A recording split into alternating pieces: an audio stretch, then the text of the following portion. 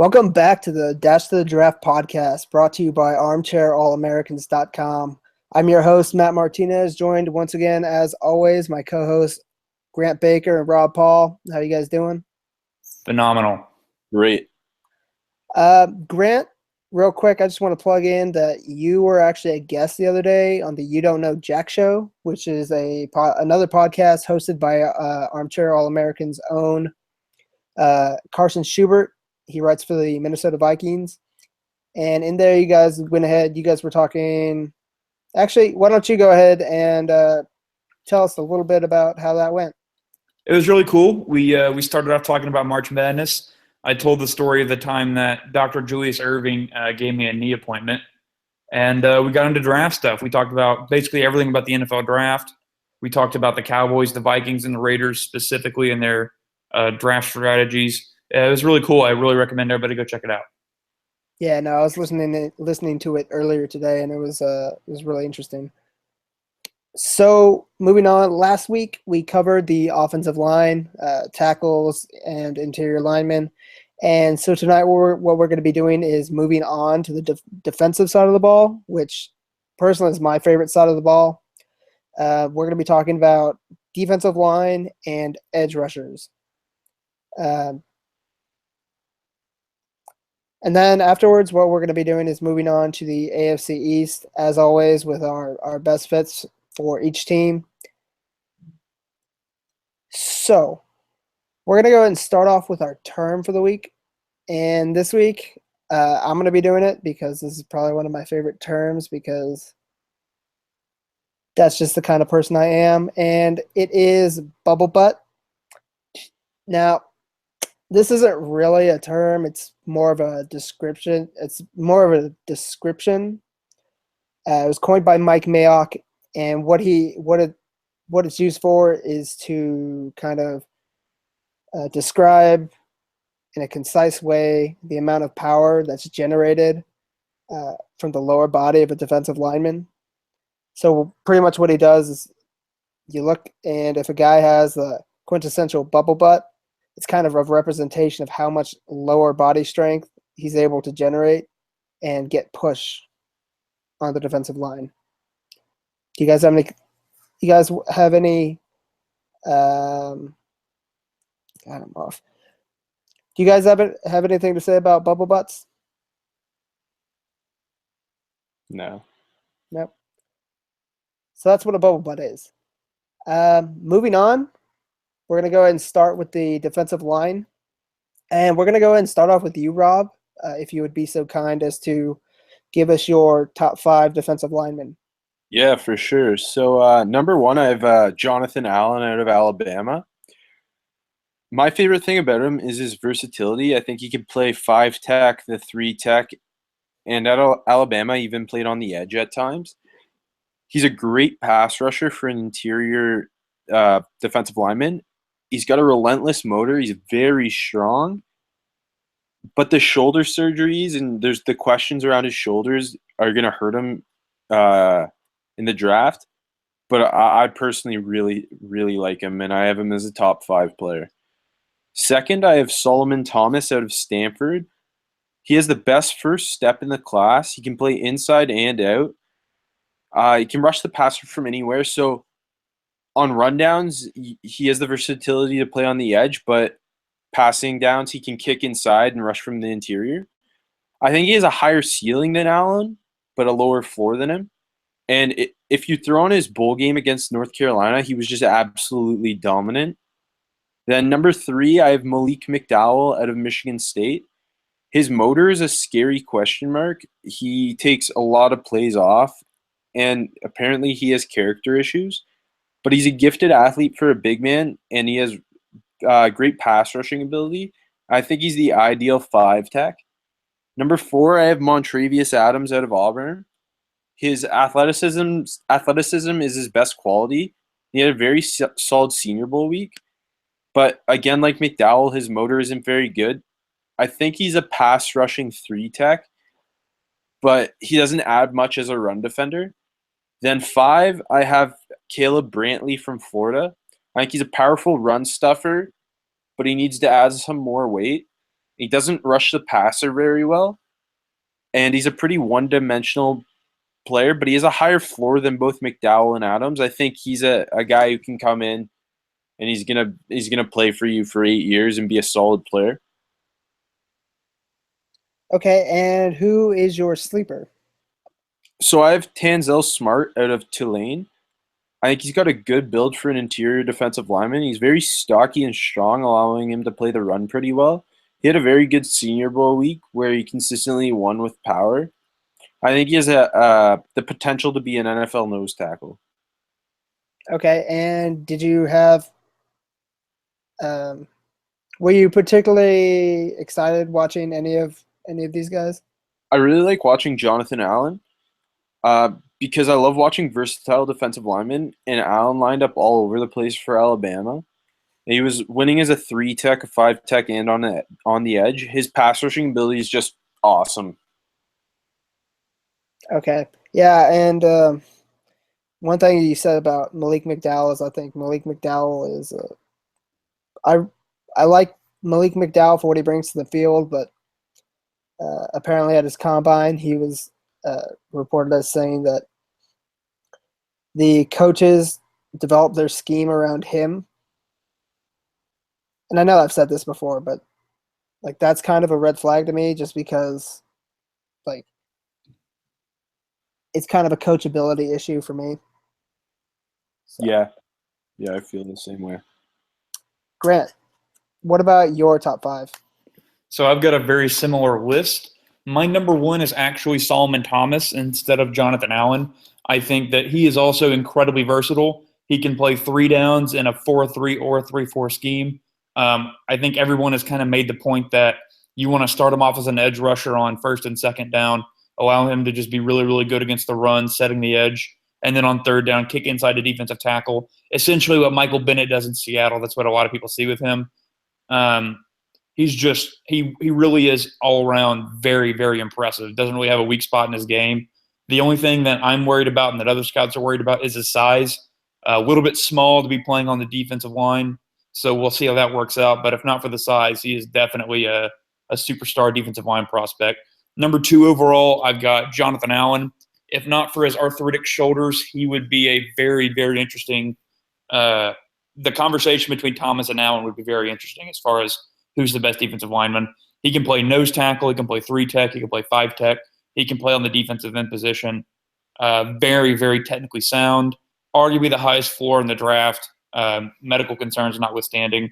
Just all-around stud prospect. Both those guys are top 10 for me. Third, I've got Malik McDowell out of Michigan State.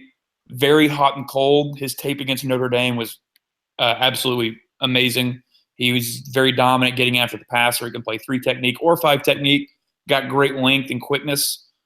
But he does have the off-the-field issues, a lot of character, coachability concerns. And then I've also heard that he likes marijuana a little too much, and right now that's not very good in the NFL. Fourth, I've got Caleb Brantley. I think like McDowell, he does a really good job of shooting gaps and getting upfield penetration. So if you want a pass-rushing 3 technique in the Warren Sapp position, as it's known, Caleb Brantley's a pretty good pick. I have a second-round grade on him. I'm worried about his ability against the run, and there were some games he was significantly better than others, so a little too hot and cold for me, like McDowell. And then fifth, I'm actually going to go Chris Wormley out of Michigan. I think he's a plug-and-play 5-tech defensive end. I just think that his upside is very limited because he's not an explosive athlete, but he's got good length. He does a good job of setting the edge against the run. He can get you a couple of sacks each season. High floor, low ceiling prospect for me. Okay, and what about for your sleeper? I have a deep, deep sleeper this week. It's going to be DJ Jones out of Ole Miss. This guy might not get drafted. There's a very good chance that doesn't happen. But he's 6'1", 6'2", 320 pounds, and a very, very impressive athlete. So he's inconsistent. His production dropped off massively last season. But if you can get that athleticism coached up a little bit, you can have a very, very impressive nose tackle for you. So I'm going to go with DJ Jones. All right. And who did you have the most fun watching? I actually had the most fun watching Solomon Thomas. I think the game that he had against North Carolina that Rob alluded to is arguably the greatest game by any individual prospect in this draft this past year as far as watching them on tape. running to his side, running away from him, diagnosing screen passes, rushing the passer, even iced the game with a sack on a 2-point conversion. So I just really enjoyed watching Solomon Thomas. Yeah, I remember that game. That game actually happened in my hometown, and I really wish I had gone to that instead of staying at home. Okay. Do you guys think that this is one of the more shallow areas of the draft? Because we talk about how deep it is for like defensive backs and edge rushers and running backs, but and the offensive line is really shallow. Do you guys think this is kind of next to offensive line, one of the shallower areas of the draft? I wouldn't say shallow as the term I would use. I would say it's really top heavy. You've got Thomas and Allen, who are both, stud prospects, top 10 quality guys. McDowell's pretty good. And then after that, you really start to taper off. You've got Brantley, probably a second-round guy. And then you've got, guys like Montravius Adams and Chris Wormley and Larry Ogunjobi. Those guys are probably not really going to be second-round picks. I have like third, fourth-round grades on most of them. So outside of the top 3 or 4, it really drops off quickly after that. Okay, Rob, do you have any thoughts on that? Yeah, I agree. After like Allen and Thomas are both top 10 players in my mind. McDowell's, I don't know, top depending how much you care about the off-field rumors. He's still a top 50 player. And then Adams, Brant, like there's some good third, fourth round depth, like Grant had just said. But after it's just not that great after Allen and Thomas. Like there's no studs, but there's some good third and fourth round depth. Okay. The other thing I wanted to ask you guys before we move on to edge rushers is Jonathan Allen. Jonathan Allen, I know he was projected like last year to be kind of a middle of the first round guy, and then he got kind of bumped up all the way to like the top 3 consideration, like in contention with Myles Garrett. And now he's kind of, because of his shoulders, kind of dropped back into like the middle first round. What do you guys think what do you think his value is? Do you think he's an early first rounder, middle first rounder? I would take top 10. Like I still have him. I think he's my 4th or 5th player. I really like him, and I don't know. Like I've heard about the shoulders, but from my seat, I don't really know anything about it. So I still think tape-wise, he's a top 5 player. I actually have him 9th on my big board right now. Before the shoulder news came out, I believe he was 4th. So because I don't know the details on the shoulders, because I don't have the team medical records, I'm estimating a little bit. But if his shoulders work out, he's definitely top 5. Okay, yeah, that's just something that I was curious about. So let's go ahead and move on to the edge rushers. And I know this is one of the deeper areas of the class. So this should be fun. Grant, why don't you go ahead and start us off with your top 5 edge rushers? Right. So number 1 is pretty obvious. It's going to be Myles Garrett. He's been my number 1 overall prospect since I started watching film back in July. He's just an all-around monster. Size, length, power, explosiveness. He just kicks ass is the easiest way to say it.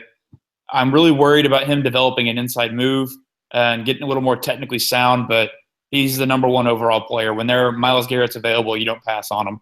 Number 2 for me is going to be Derek Barnett out of Tennessee. Very highly productive. Broke Reggie White's school sack record at Tennessee. Bit thicker than Garrett is at 6'3", 260, but he does have a very nice bend around the edge. He's also a technician with his hand usage.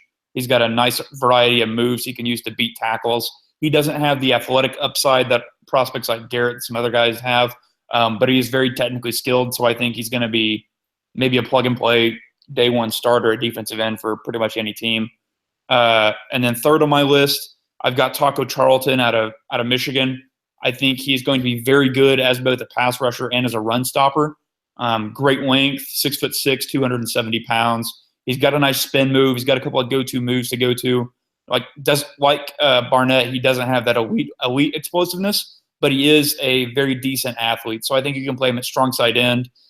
You might even be able to kick him inside on some passing downs, but I think he's a 3-down starter in the NFL and a stud. Fourth, I've got Tim Williams. As far as pure pass rushers go, just talent getting after the passer, Tim Williams might be better than anyone in this draft as of right now. He's got elite speed and bend around the edge. He knows how to use his hands. He has the filthiest spin move I've ever seen in my life. I am just very worried about his ability against the run, and he does have some off-the-field incidents involving marijuana and some character questions. So I'm going to have him fourth for now. And then fifth, I have Charles Harris out of Missouri. Kind of like Charlton, very good against both the run and the pass. Has a couple nice moves, pretty technically skilled, and he's a decent athlete. So I think he's my fifth overall edge rusher right now. Okay, and who is your sleeper? Who did I say? Oh yeah, I got it. Sorry. My sleeper is going to be Ewan Price out of Pittsburgh. Only 5'11", so a lot of people are worried about his size. If he was 6'4", he'd be a first-round pick, no question. He is very, very productive pass rusher. He's got all the moves. He's just undersized. So there have been guys that have been successful at 6 foot and just in general short. Elvis Dumerville, Pernell McPhee, Brandon Graham. It can be done. It's just going to be very difficult for him to be successful in the NFL at that size. You forgot James Harrison. He's only 6 feet tall. That's another one. Juwan Price needs to – I think if Juwan Price wants to develop into a quality player in the NFL, I think he really needs to work on lower body strength. I'm looking at his spider web on mockdraftable.com. I thought he did better than this. But yeah, a big reason why James Harrison is such a good player is he has really good lower body strength, and so he's able to kind of out leverage guys. The thing with Tim Williams, who you have number 4, is the rumors about his off the field stuff is that they're kind of who's the guy out of Dallas? Randy Gregory-esque, and so that terrifies me. That's a problem, yeah. Yeah, and I don't think he had a good combine either. Right, but he's still. I mean, as far as upside goes, his floor is a third down pass rushing specialist and a very good one. If he is, his off the field issues aren't that big of a deal. Yeah, and that's never a bad thing to have. Right. All right, Rob. So let's go ahead and start with your top 5 edge rushers. All right. So number 1, I like Grant. Obviously, I have Myles Garrett at Texas A&M. He's the best player in the draft. He has a complete skill set, and his tape wasn't as good in 2016 as 2015, but that was because he's playing through injuries. He wins with power and with speed. He's the best prospect defensively we've seen since Jadeveon Clowney, but he has a way better motor than Clowney did. He's the closest thing to a can't-miss prospect in the draft. Number 2, I have Tim Williams from Alabama. So he's got the off-field questions, which are worrisome. Apparently, he failed drug tests at Alabama, and who knows what will happen in the NFL. But on tape, he's a big-time athlete, and he's a great and relentless pass rusher. He's ideal for a 3-4 outside linebacker role, rushing off the edge. And I worry that he isn't big enough to hold up against the run, but at Alabama, he wasn't blatantly bad. He could set the edge. He just wasn't asked to do it a whole ton. Number 3, I have Derek Barnett out of Tennessee. He has extremely strong hands, and I think they're his best attribute. He's got a great build and a good motor. He was absolutely dominant as a 3-year starter in the SEC. He has a slow first step, which is my biggest issue with him. Sometimes it takes him an extra half second to get off the line. And I question his athleticism, but he bends really well around the edge. Number 4, I have Charles Harris from Missouri.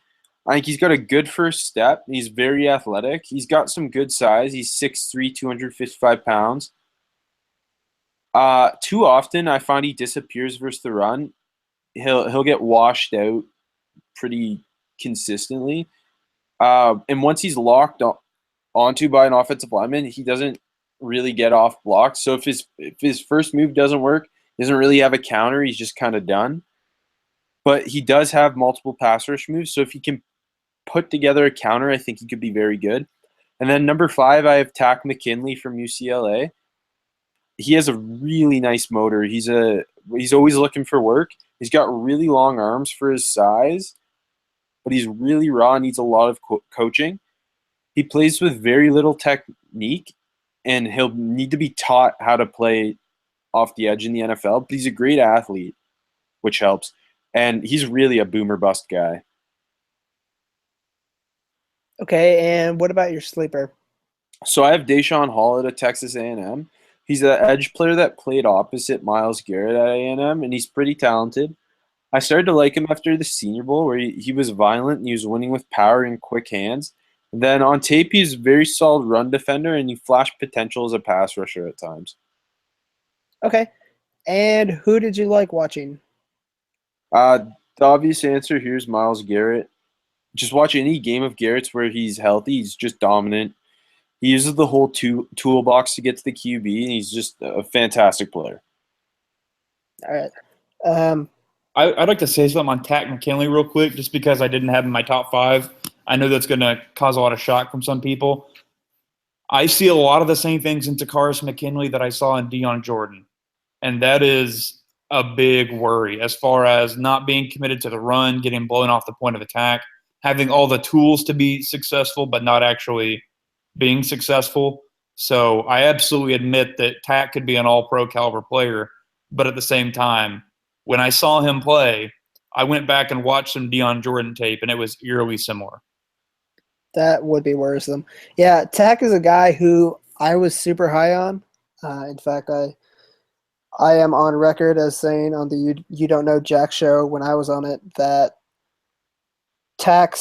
if Takk reached his potential, I think I said that I thought he could be better than Myles Garrett, purely from potential. I think he is really athletic, but like at his combine, he tested in the 14th percentile for the 3-cone drill. And That's a very bad thing. Yeah. And for edge rushers, for those of you that don't know, the 2 most important drills of the combine are not the 40. They're the broad jump and the 3-cone drill. That tests your explosiveness, and it tests your agility and bend around the edge, which are the 2 most important things for you to have. Yeah, he tested 85th percentile on the broad jump, which is good, but it was the 14th percentile for the 3-cone drill, and that's very disappointing. And you also were watching the combine, and you said that repeatedly he was screwing up drills. 3 consecutive times. He was the first one to go in his group because they broke it in half, and he was the first name in the second half. 3 consecutive drills. He was walked through the drill and then did the drill the wrong way, which he's the only one at the combine that did anything like that. So that was – and you know what drills are going to be at the combine. If you haven't run these drills before you went to the combine, you're just not preparing yourself. So that was very worrisome and confusing. Yeah, and another thing that you guys both have Charles Harris in your top 5, right? Or Rob, did you not? No, I do. I have him at 4. Yeah, I forgot about that. Okay, so you both have Charles Harris in your top 5. The thing I am not that big of a fan of Charles Harris purely based off of his measurables. He had a really, really bad combine. And he did improve a little bit, but his numbers are still bad. Right. Well, I think Bill Polian once said that his evaluation of prospects was 70 or 75% is what you do on tape, 20 to 25% is your interviews and your medical, 5% is your combine. It's not as big of a deal as we make it out to be. It's a bigger deal for some than others. For example, a guy that measures with really short arms, or if someone just has an atrocious day. But for guys like Charles Harris, it's really only 5% of your evaluation. Yeah, Yeah. unless you have a Go ahead. Tabor like combine, it's if you're testing average, it's not that big a deal because I don't know. I value so much of tape versus anything else. And Okay. on tape, he's very technically skilled, and he just has a lot of tools that would make him a very impressive edge rusher in the NFL. Yeah, Exactly. that kind of segues into what I wanted to another thing that I wanted to ask you guys about is what you guys kind of looked for in terms of evaluating edge guys. I know the reason why I brought up Charles Harris is I had to live through Jarvis Jones, who extremely good technician, extremely good against the run, good in pass coverage, but he just was not athletic enough to get to the quarterback. And so I know the Steelers tend to target, as a result of drafting Jarvis Jones and him kind of fizzling out, they tend to draft kind of higher spark score athletes. So what do you guys really look for? Well, I've got 4 or 5 things written down of what I like to look at for edge rushers. The first thing is your first step explosiveness and your overall just quickness of your first step. The second thing is your hand usage and your repertoire of moves. So how many a rip move, a stab move, swim, spin, all types of different moves that you have. 3 is your edge bend. How well do you drop your shoulders, flip your hips, and get to the quarterback around the edge? 4th, I've got run stopping / power. So can you hold blocks against the run and get off of those blocks and make tackles? And then I've got measurables as the 5th thing, but that's kind of all prospects. What about you, Rob? Well, yeah, the first thing you're going to look for is that first step, obviously, because it's the first thing you're seeing on any given play. And then I really value multiple pass rush. If you in college, a big time athlete can consistently win with maybe a speed move around a college offensive tackle, but in the NFL, having one move isn't going to cut it. You need multiple pass rush moves, especially a counter move. So when you get, for example, if you got stoned by the offensive tackle, are you just done and eliminated for that play, or can you beat him with another move? Right. So, whenever I like to go back and look at previous prospects, like I did with Deion Jordan, the thing that really impressed me about Khalil Mack, while he was at Buffalo, he was already setting up and mixing up a vast variety of moves. So he already had the stab move that he's made very popular, where he throws the offensive tackle into the backfield 5 yards. He had the speed around the edge. He had the set up the speed to an inside spin. He just had so many different moves, and that's what made him a top 5 prospect, and that's why the Raiders drafted him as high as they did. Yeah, Rob, you said that counter move, and I 100% agree with you. But like I said, I really like athleticism, and I know some certain teams do, just because you can't teach that. So, do you guys want to move on to the AFC East? There is one other guy I'd like to touch on really quickly, and that's Derek Rivers out of Youngstown State, because neither one of us mentioned him because he's too high up to be considered a sleeper and too low to be in our top 5. I've got a second-round grade on him right now. I think he could be an absolute stud. He tested really well at the broad jump and at the 3-cone at the combine. He is a very, very impressive pass rusher off the edge. He's got great bend. He's got an explosive first step. I'm a little worried about his commitment to the running game, but then again, several top quality prospects have had that problem, most notably Vic Beasley just a couple years ago. But I think that he is a guy that, with proper coaching, could be a Pro Bowl type edge rusher. Yeah, I'm actually glad you brought him up, because the Steelers have shown a ton of interest in Derek Rivers. I don't think he'd be there in the second round for them. I think he's going to be gone way before then. But just, going back to measurables, he plays 93rd percentile in the 40-yard dash, 88th percentile in the broad jump, 90th in the 3-cone drill. So, right, he's impressive. Yeah, like I said, I really like him as well. So moving on to the AFC East, our division for the week. We're going to start off with the New York Jets, who are picking at 6th.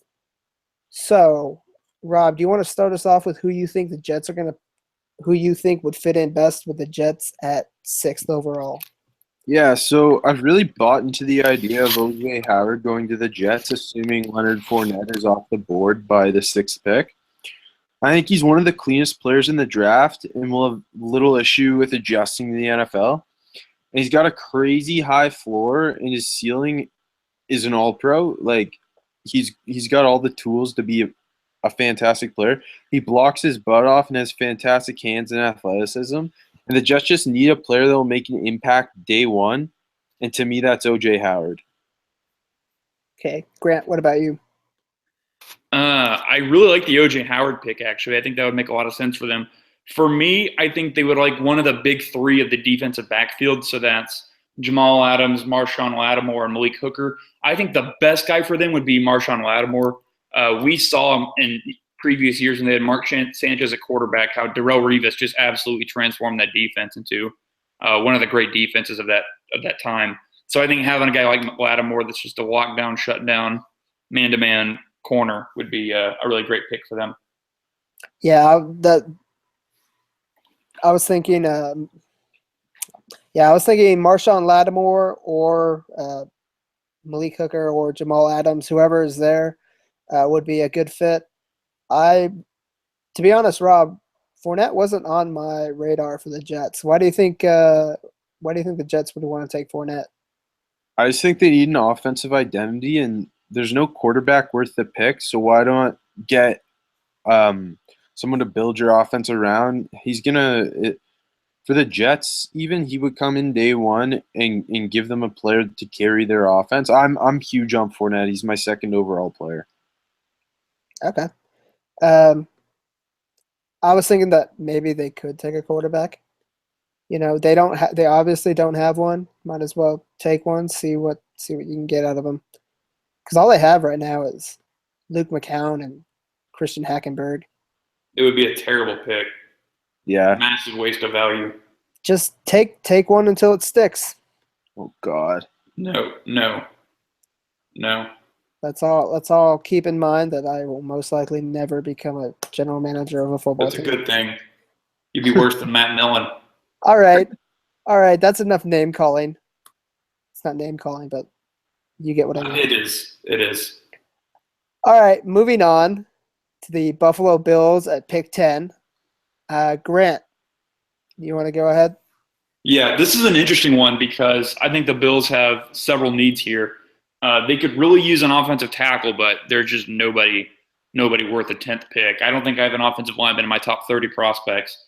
Another interesting one would be corner. Losing Gilmore to the Patriots really hurt. So maybe a guy like Garyon Conley would be a nice pick for them. He's certainly been rising up draft boards recently. He's been rising up my board.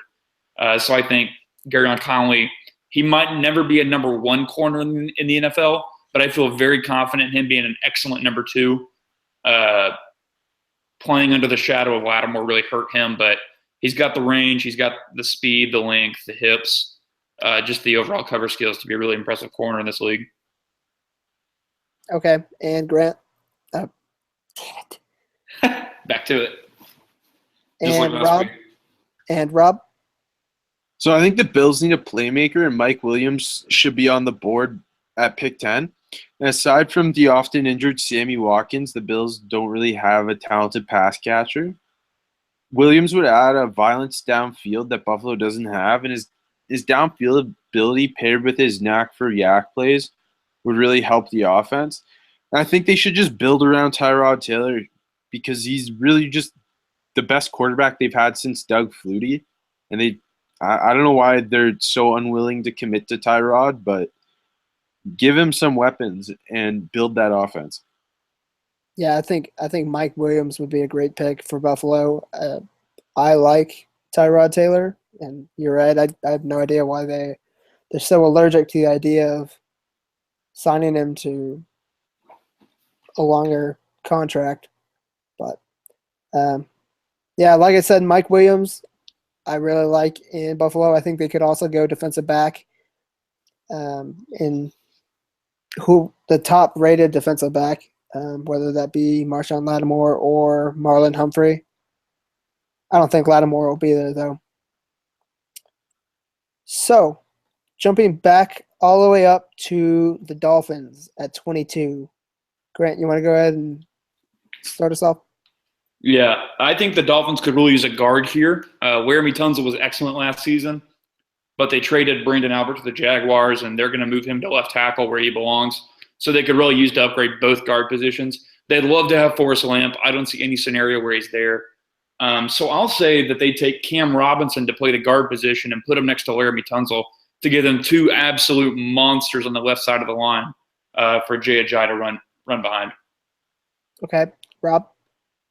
Let it be known that I really like the idea of the Dolphins taking Cam Robinson, and that's not something I had previously considered. But for me, the Dolphins play in a division with Rob Gronkowski, and if they want to beat New England, they need to cover Gronk. I think it was Daniel Jeremiah who called Obi Melifonwu the tight end eraser. It's a great name for him. And Melifonwu is huge for a free safety. He's 6'4", 224 pounds. He has athleticism we rarely see from a player that size. And he's not a big hitter, but he's a good tackler. He's a form tackler, and he rarely misses tackles. Okay. I don't think I've seen anyone mock Obi Melifonwu to the Dolphins, but Don't you think that's kind of redundant though, considering they already have Rashawn Jones playing safety for him, who kind of plays a similar role? For me, I have here in my notes in regards to him to the Dolphins that Melifonwu paired with Rashad Jones. Rashad Jones plays a lot of strong safety, and I think having him as a strong safety and Melifonwu as a free safety you don't want to. I don't like the idea of pigeonholing one guy to one like here's your box safety, here's your deep half safety. I think having two safeties who can do both is a huge advantage, and Melifonwu can also line up on the outside and in the slot. Some people even think he's a cornerback rather than a safety, and I just like the idea of having a big, versatile athlete in the defensive backfield in Miami. Yeah, that would be terrifying. Yeah, and currently the safeties for the Miami Dolphins are Rashad Jones and TJ McDonald. I think he's going to be starting for them. He's suspended the first 8 games. Yeah, so they could definitely use kind of an upgrade there, especially because they're not – I know they just signed TJ McDonald, but they're not handcuffed to him. So I think if they draft Obi, he could just slide into that number 2 safety spot. For me, like I said, I wasn't considering Obi Melifonwu, but I was thinking along the same lines. I think Hassan Reddick would be a really good fit there. Just an explosive, athletic linebacker who can cover.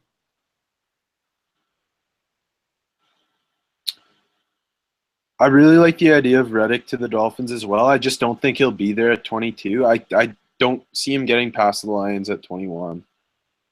I think it's possible if the Lions want to take a running back, like if Dalvin Cook were to fall, or maybe even Alvin Kamara. I think he'd be a really good fit for them. Yeah, but yeah, they could definitely use another linebacker, especially a coverage linebacker.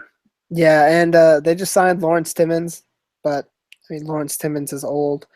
So even if he doesn't get on the field right away, I think he'll get on in sub packages, and I think in the late teens, early 20s is about Hassan Reddick's range. So I think it's very possible that he lands there.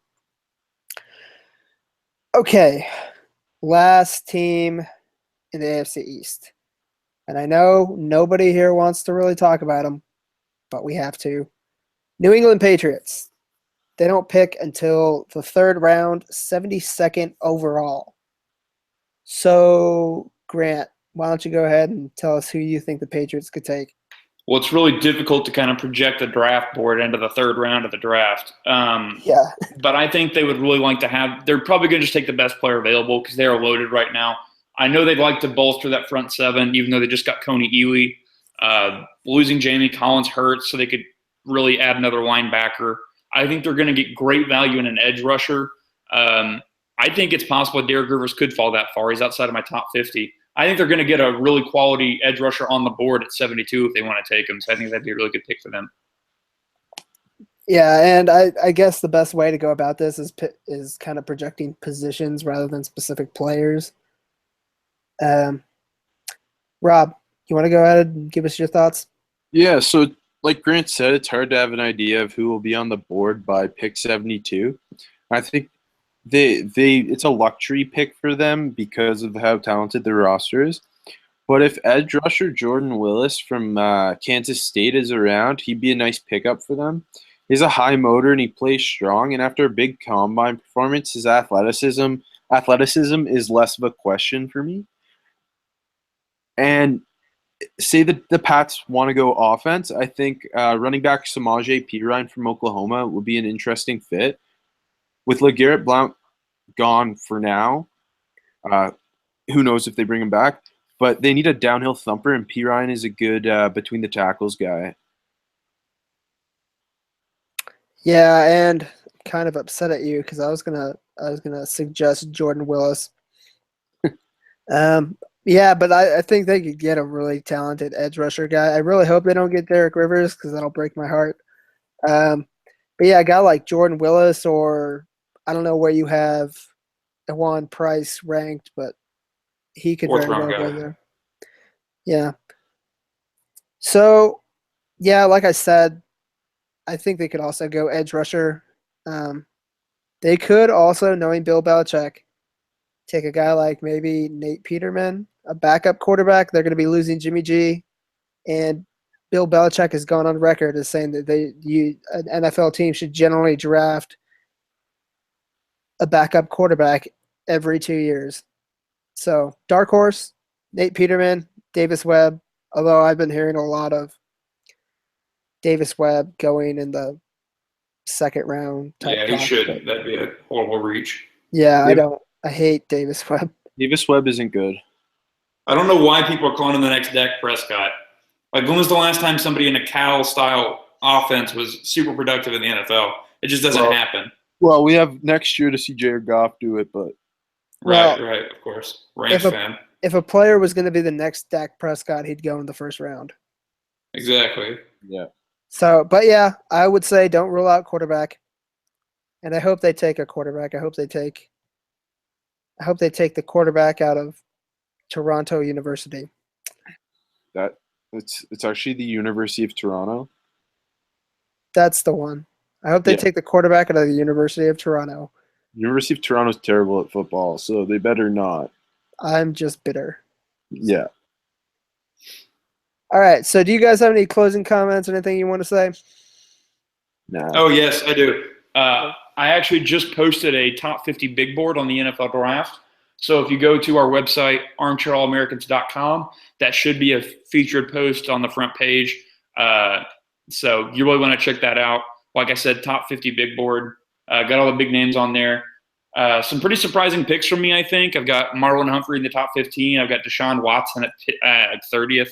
So I've got explanations on there as well. So something you want to check out. Definitely check it out. It's really great. Thanks, Rob. Yeah, no, it's a really good read. So as long as you guys don't have anything else to say, I think that's going to do it for tonight. Real quick, be sure to check out the Armchair Express podcast as well as the You Don't Know Jack show, both powered by the Armchair All-Americans. Be sure to follow Armchair All-Americans on Twitter at AC All-Americans as well as Armchair NFL at Armchair NFL. So go ahead and join us next week. And what are we going to talk about next week? Linebackers and safeties. Next week we're going to be talking about linebackers and safeties as well as another division. We'll figure it out. So be sure to join us next week on the Dash of the Draft podcast. See ya.